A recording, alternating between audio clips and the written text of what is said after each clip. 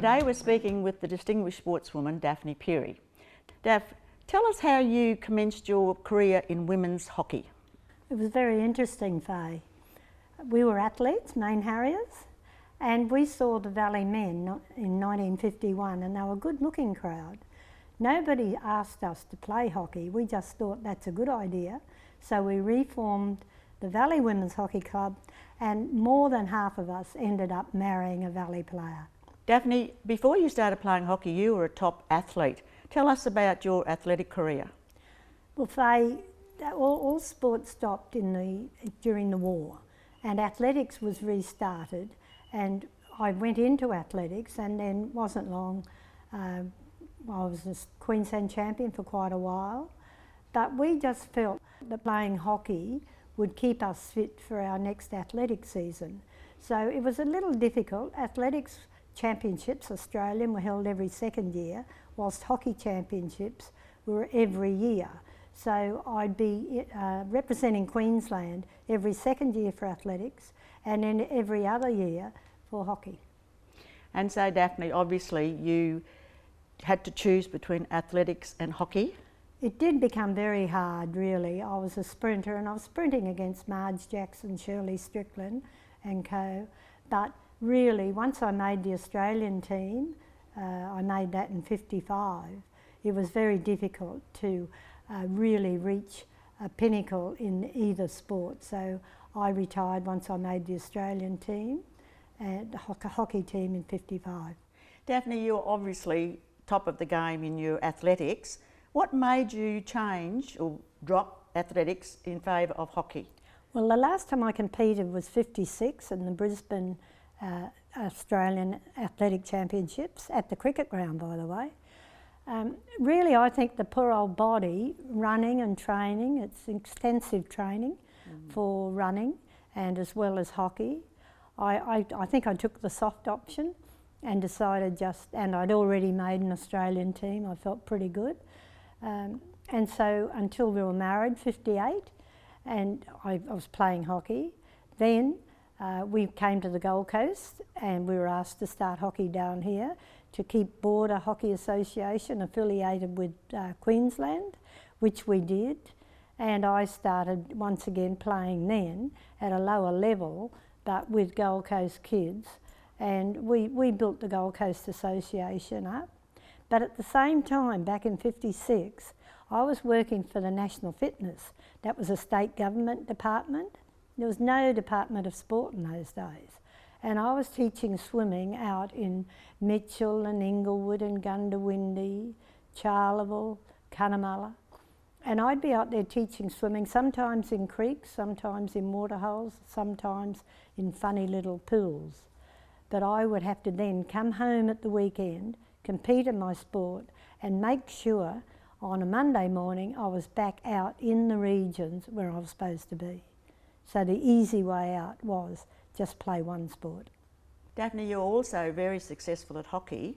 You represented at state and national level. Can you give us some of the highlights of your time in those teams? Well, I think the biggest highlight was 1961, when the Queensland team, incidentally captained by my sister Nola, we won Queensland's first ever national hockey title. That was wonderful.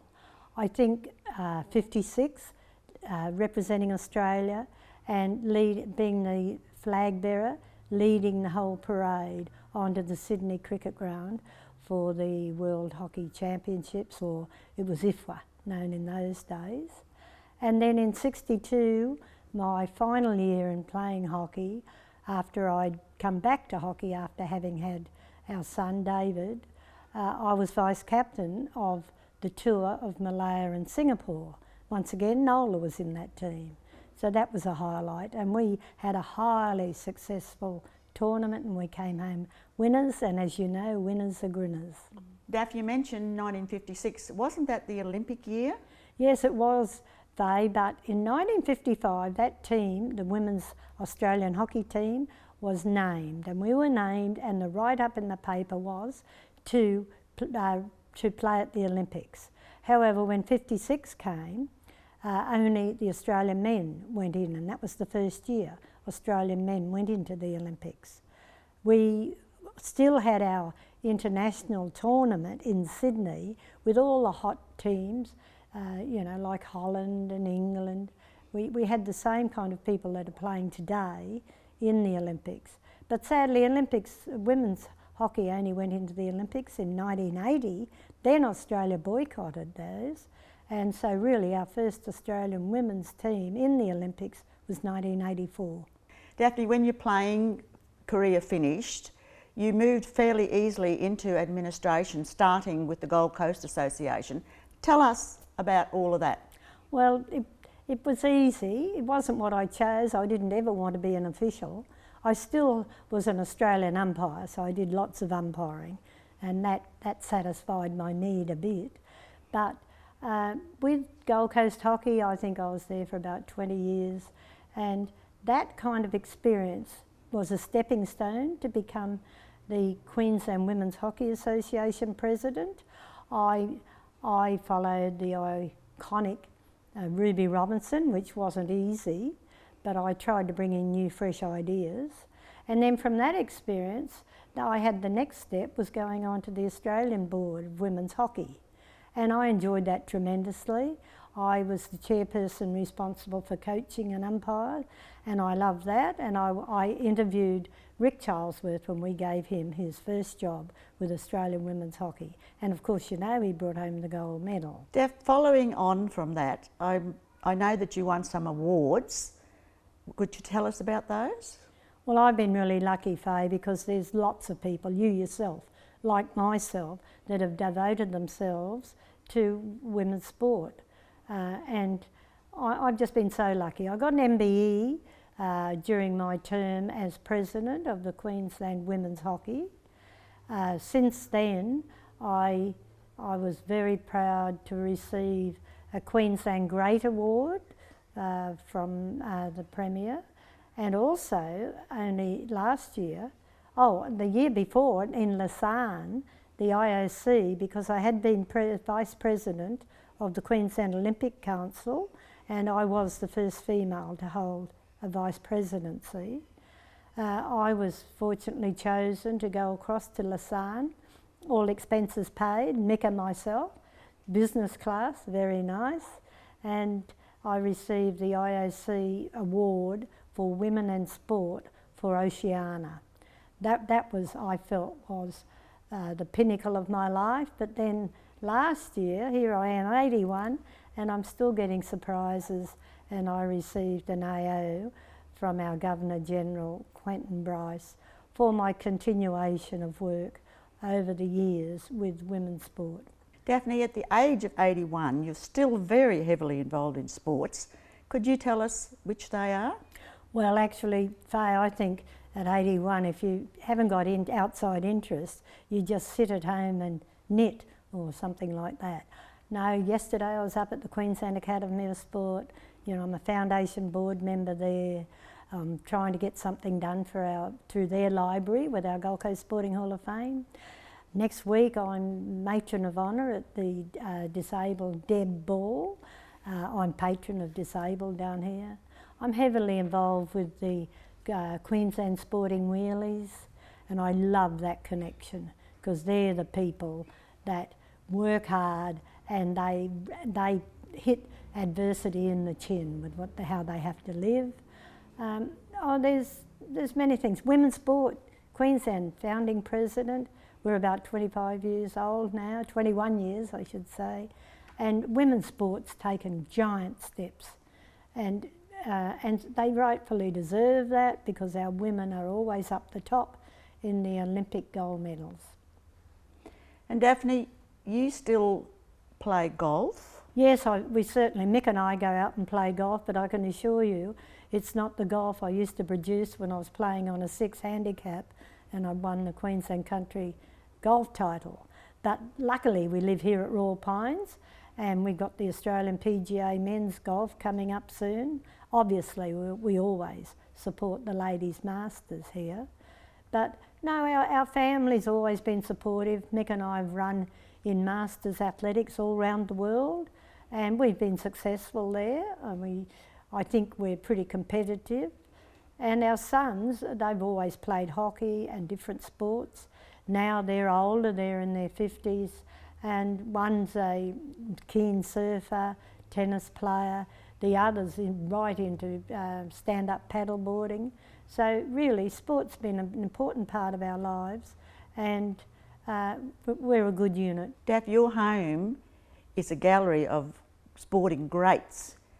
People like Marge Jackson, Madonna Bligh, Sally Pearson, Susie O'Neill, Ron Clark and Daley Thompson. Tell us some of the great moments. Well, they're all great moments to be connected with any of those players. I know them all personally, those athletes. But I think Marge Jackson, I hold her right at the top of the ladder. Because I used to run behind her, and I have got a very good idea what her heels look like. But nevertheless, she's wonderful. She became Governor of South Australia. She lost her husband. She brought up her children by herself. And Mick and I very happily would go down and visit her while she was Governor of South Australia. It's a lasting friendship, and that's what happens through sport. We get these lasting friendships. And then at the other end, Marge the athlete, and now Sally Pearson the athlete.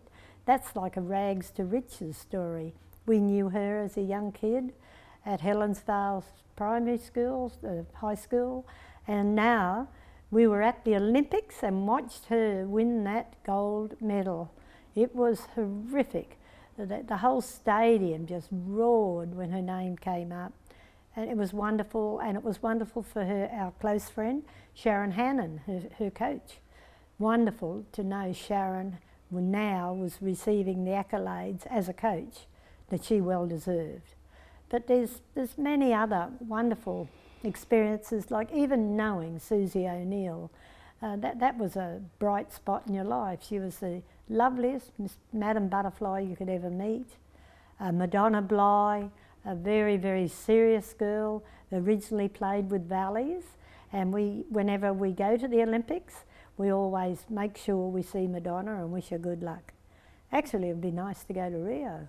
I must think about that. And I must ask you about Daley Thompson. Oh yes, I know you're a fan of Daley's, but he was a handsome man, and he was here at QE2 for an Australian athletics meeting, and I got chatting with him and Sebastian Coe.